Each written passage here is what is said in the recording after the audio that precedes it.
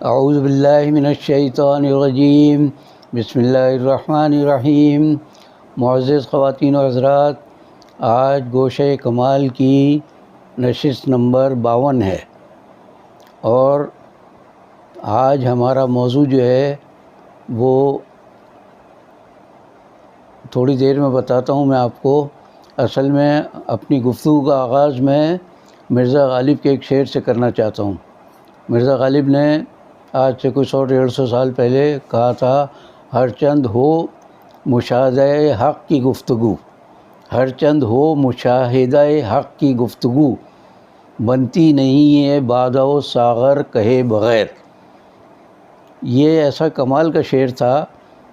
علامہ اقبال کے بارے میں تو معلوم ہے کہ وہ تصوف کے بجائے عقل کے قائل تھے، اور انہوں نے انسانوں کو، مسلمانوں کو امن کا اور انسانیت کا درس دیا تھا۔ مرزا غالب کے یہاں شاعری اور شاعری میں کمال پر تھے وہ اپنے، لیکن ان کی شاعری میں مشاہدہ حق کی گفتگو بھی ملتی ہے ہمیں، اور بادہ و ساغر کی بھی۔ وہ شراب و کباب کے عادی بھی تھے، اور ماحول بھی اس دور کا مغل بادشاہوں کا ایسا ہی تھا۔ تو اب ہم یہ کہہ سکتے ہیں آج کے دور میں کہ امیروں کے لیے شراب اور صراحی، بادہ و ساغر جو مرزا غالب نے کہا، بادہ و ساغر یعنی شراب اور صراحی اور نشے کے عناصر، یہ سارے اب بدل گئے ہیں۔ اب وہ دور نہیں رہا کہ شراب کشید کی جائے، اس کے بعد وہ ایک چھوٹی سی گولی ہوتی ہے، بس وہ لیا اور انسان جو ہے وہ زمین سے آسمان پر پہنچ گیا، اور وہ عالم خواب میں یا اپنی بدمستی کے عالم میں وہ سمجھتا ہے کہ میں حوروں کے درمیان ہوں اور پریوں کے درمیان ہوں۔ تو بادہ و ساغر جو ہے وہ امیروں کا ایک الگ مسئلہ۔ غریبوں کا جو بادہ و ساغر ہے وہ تو آپ دیکھ لیجئے کہ وہ بیچارے 2 وقت کی روٹی کو ترستے ہیں، انہیں وہ بھی نہیں ملتی، تو وہ ان کے لیے بادہ و ساغر وہی ہے۔ بس وہ مل جائے ان کو تو سمجھ لیں گے ان کے تمام مسائل حل ہو گئے۔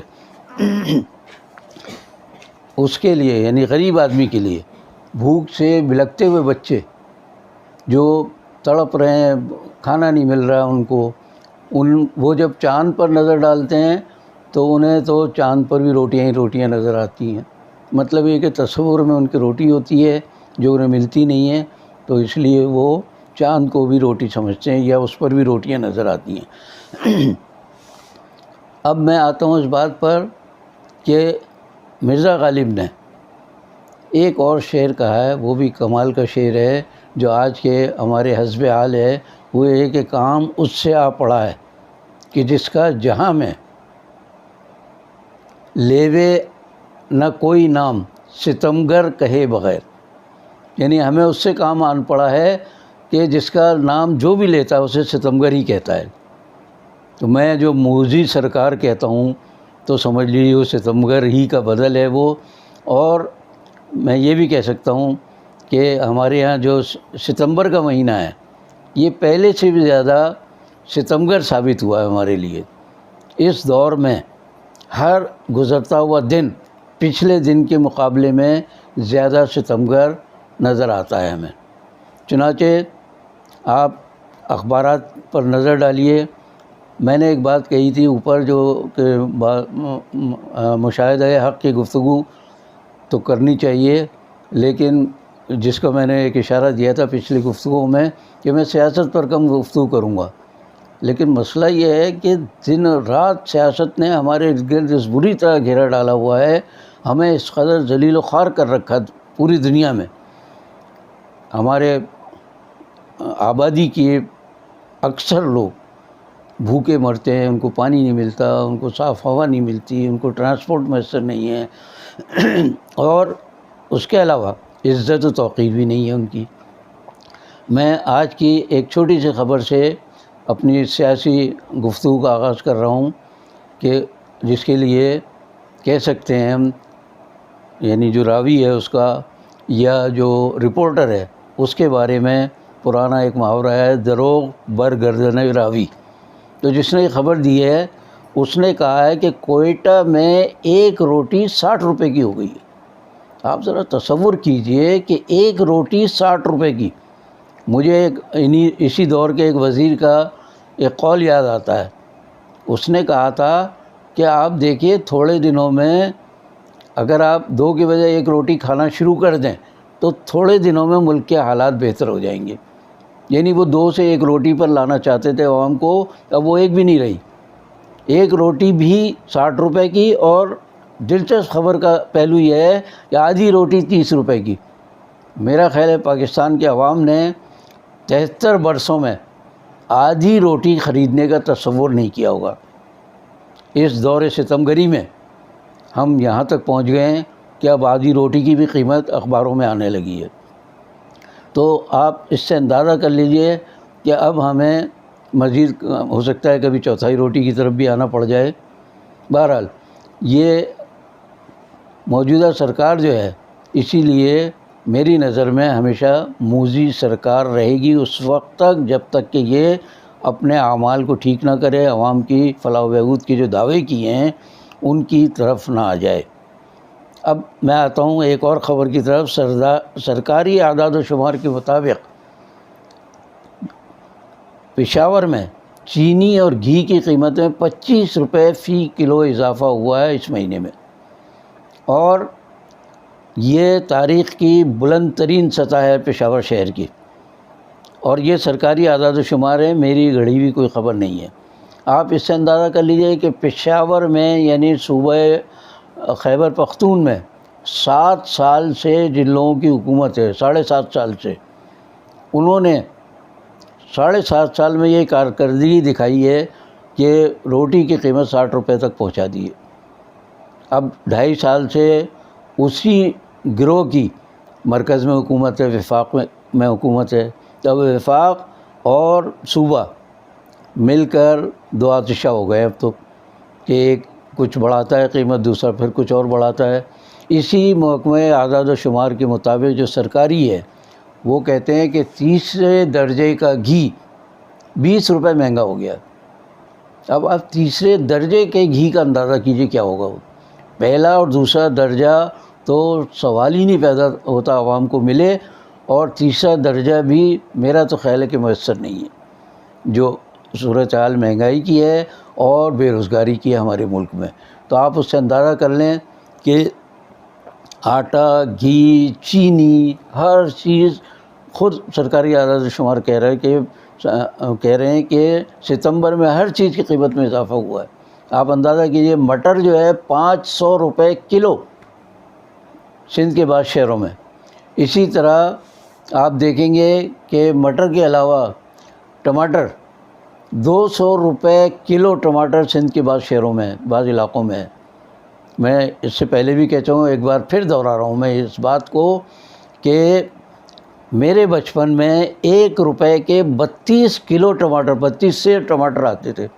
مجھے یاد ہے 2 پیسہ ہمیں ملتے تھے خرچے کے، تو 2 پیسے میں 1 پاؤ ٹماٹر۔ وہ بیچارے کاکا یاد ہے مجھے، کاٹھیاواڑی تھے، وہ اپنے اس میں لے کے پھرتے تھے، اور چھری ساتھ ہوتی تھی، 1 پاؤ کاٹ کے دیتے تھے وہ، اس کے بعد مسالہ وسالہ چھڑک کے پلیٹ میں رکھ کے بڑی عزت سے دیتے تھے۔ 2 پیسے میں، اس زمانے کے 2 پیسے سمجھ لیں کہ 1 روپے کا 32واں حصہ تھا، تو اس میں 1 پاؤ ٹماٹر ملتے تھے، اور اس میں بھی مسالہ ڈال کر۔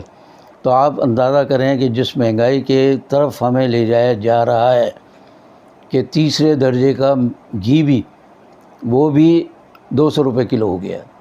پہلے ہمارے زمانے میں یہ جو ڈالڈا یا بناسپتی گھی ہوتا تھا، اس کو نقلی گھی کہتے تھے، یعنی پہلا درجہ تو اصلی گھی کا اور دوسرا درجہ نقلی گھی کا۔ اب پتہ نہیں اس دور میں تیسرے درجے کا گھی کون سا آ گیا ہے کہ جو 200 روپے کلو ہو گیا ہے۔ اب آپ دیکھیے کہ عوام تو اب کسی قابل نہیں رہے کہ کوئی چیز خرید سکیں۔ اس پر دعویٰ یہ ہے کہ برآمدات میں اضافہ ہوا ہے، اور گردشی قرضوں میں کمی واقع ہوئی ہے۔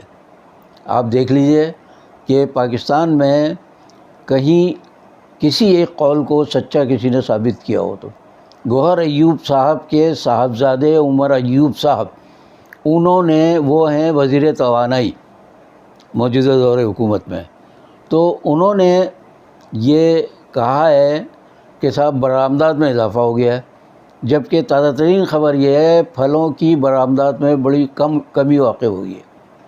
تو کمی واقع ہونے کا مطلب ہے کہ زر مبادلہ ہمیں کم ملے گا، اور درآمدات جو ہے اپنی عیاشی کے لیے مختصر طبقے کرتے ہیں، چیزیں منگواتے ہیں باہر سے، ان پر ہمیں کتنا زر مبادلہ دینا پڑتا ہے، اور وہ غریب آدمی کی جیب سے جاتا ہے، ان کی جیب سے کچھ بھی نہیں جاتا۔ آپ ذرا اندازہ کیجئے کہ اصل خبر یہ ہے کہ برآمدات میں گردشی قرضوں میں جو کمی کا انہوں نے کہا تھا کہ ہوئی ہے، اس عرصے میں 2-3 مہینے کے عرصے میں 11 کھرب 39 ارب روپے کا اضافہ ہو کر گردشی قرضہ جو ہے وہ 28 کھرب سے بھی اوپر چلا گیا ہے۔ اب میں بتا دوں یہ وزیر توانائی اور وزیر خزانہ اور یہ سارے لوگ کیا ہیں۔ عمر ایوب صاحب کا اتفاق سے نام لینے سے پہلے میں ان کے والد محترم کا گوہر ایوب صاحب کا نام لے چکا ہوں۔ گوہر ایوب صاحب جنرل ایوب خان یعنی ملک کے پہلے ڈکٹیٹر کے صاحبزادے تھے، بعد میں وہ اسپیکر بھی بنے۔ کراچی میں انہوں نے پٹھان مہاجر جھگڑا کرایا اپنے باپ کی کامیابی پر، اور اس کے بعد گولیاں چلوائیں۔ میں کورنگی میں رہتا تھا، مجھے آج تک یاد ہے سڑکوں پہ تڑا تڑ گولیاں چلاتے ہوئے گوہر ایوب صاحب کی نگرانی میں، سرپرستی میں۔ وہ بعد میں ہماری بدقسمتی کہ وہ اسپیکر بنے قومی اسمبلی کے۔ مجھے سچی بات ہے 2 افراد کی تقرری پر یا ان کے اوپر آنے پر ہمیشہ دکھ رہے گا۔ ایک گوہر ایوب کو چونکہ ہم دیکھ چکے تھے کہ انہوں نے کتنی فائرنگ کرائی تھی اپنے دور میں، تو انہوں نے جب اسپیکر کا عہدہ سنبھالا مجھے بہت تکلیف ہوئی کہ پاکستان پر ایسا بھی برا وقت آنے والا تھا کہ کل کے جو فائرنگ کرنے والے دہشت گرد گروہ تھے وہ ان کا کوئی فرد آ کر اور بن جائے اسپیکر قومی اسمبلی۔ اس سے آگے چلیے، آصف علی زرداری صاحب کا نام پوری دنیا میں ایک خاص حوالے سے مشہور ہے، بلکہ 2 حوالوں سے، جنس اور پیسہ، ان 2 حوالوں سے بہت ہی بدنام ہے وہ شخص۔ ایسا شخص ایوان صدر میں جا کر متمکن ہو جائے، بقول عوام کے وہ صدر بن جائے ملک کا۔ میں نے اپنے پورے دور صحافت میں انہیں صدر نہیں لکھا کبھی، اس لیے کہ میں مانتا ہی نہیں تھا یہ شخص کیسے صدر ہو سکتا ہے اس ملک کا کہ جسے ہم اسلامی جمہوریہ پاکستان کہتے ہیں۔ کہاں اسلام، کہاں جمہوریت، اور کہاں آصف علی زرداری صاحب۔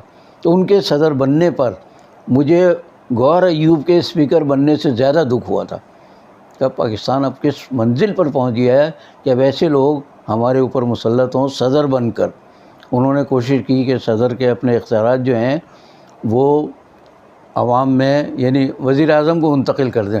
نام نہاد طریقے سے انہوں نے منتقل تو کر دیے، لیکن کون تھا وزیر اعظم؟ گیلانی صاحب تھے وزیر اعظم، بعد میں ان کے ہی لوگ بنے، اور وہ تو ان کی کٹ پتلیاں تھے سب۔